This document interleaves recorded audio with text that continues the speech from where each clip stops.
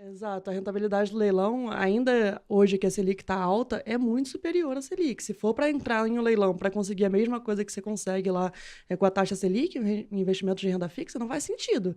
Né? Então a gente realmente busca rentabilidade bem maior e é Sim. completamente possível, né? Porque você consegue comprar um imóvel com muito desconto.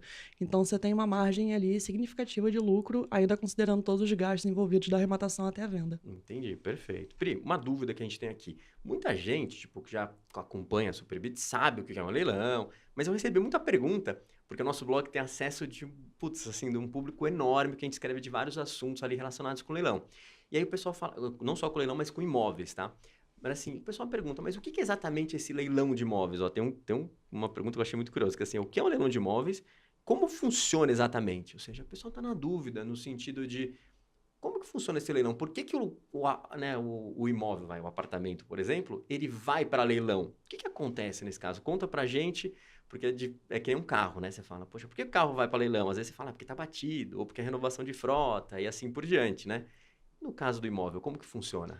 Leilão de imóvel é basicamente sinônimo de cobrança de dívida, né? Então alguém Tá. tem lá uma dívida e aí não tem forma de pagar, o imóvel vai a leilão para que essa dívida seja quitada. E aí dentro desse cenário a gente tem duas modalidades de leilão diferentes, né? O leilão extrajudicial e o leilão judicial. O nome é intuitivo, né? O Sim, extrajudicial é o fora da justiça e o judicial é por uma ordem do judiciário.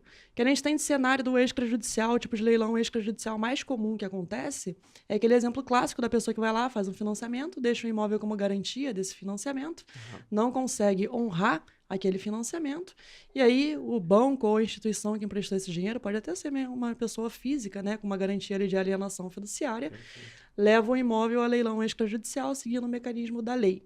Entendi. Então, esse leilão ele vem para pagar a dívida que estava Hum, garantida por uma alienação fiduciária. O exemplo mais clássico que a gente tem é de financiamento do próprio imóvel. Então, o imóvel entra como garantia, deixa de pagar a dívida, vai a leilão para quitar essa dívida. perfeito. Já no judicial, é por qualquer tipo de dívida que alguém possa ter e que possa ser cobrada dentro de um processo judicial. Então, condomínio, IPTU, Sim. pensão alimentícia, dívida trabalhista, né? Enfim, qualquer dívida que possa ser cobrada dentro de um processo judicial pode acabar levando um imóvel a leilão judicial. E aí Entendi. existe o cenário do leilão, que é o desconto, né? O Tá. desconto para ser realmente atrativo para que as pessoas participem.